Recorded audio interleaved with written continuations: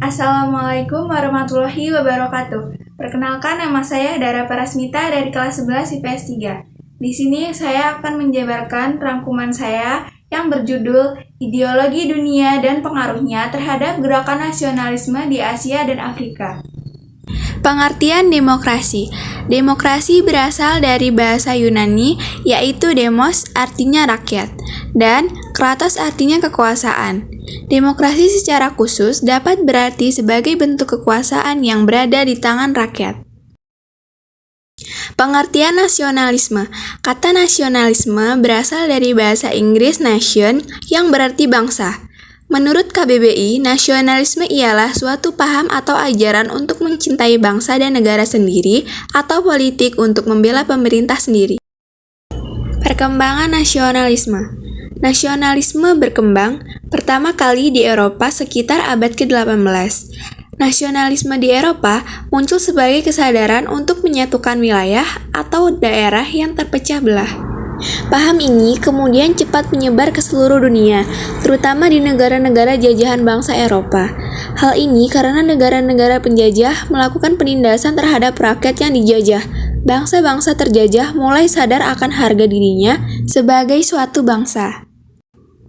Contoh gerakan nasionalisme di Asia dan Afrika: Asia nasionalisme, Cina nasionalisme, India nasionalisme, Filipina nasionalisme, Indonesia nasionalisme, Turki nasionalisme, Jepang Afrika nasionalisme, Libya nasionalisme, Mesir nasionalisme, Angola nasionalisme, Afrika Selatan.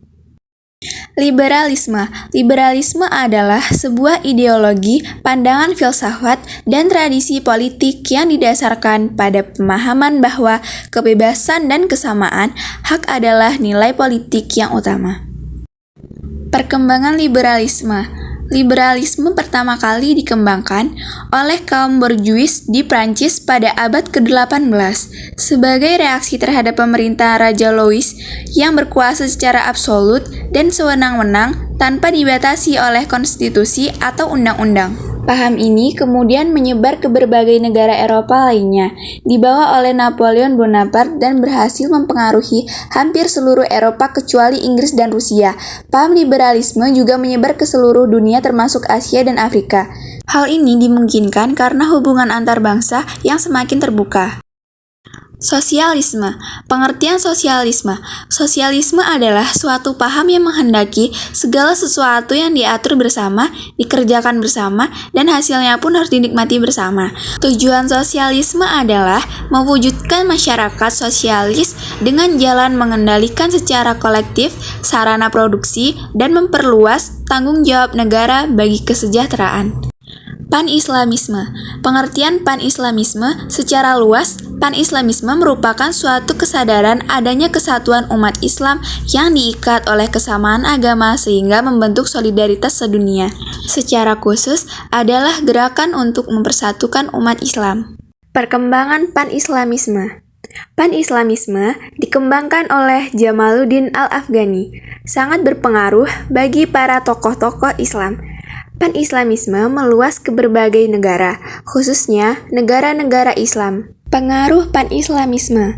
Terbentuknya Liga Dunia Islam atau Rabitah Al-Alam Al-Islam pada 1962 merupakan bentuk nyata dari gerakan pan-Islamisme. Negara-negara Islam berhasil membentuk sebuah lembaga permanen yang diberi nama Organization of Islamic Conference atau Organisasi Konferensi Islam yang berkedudukan di Jeddah.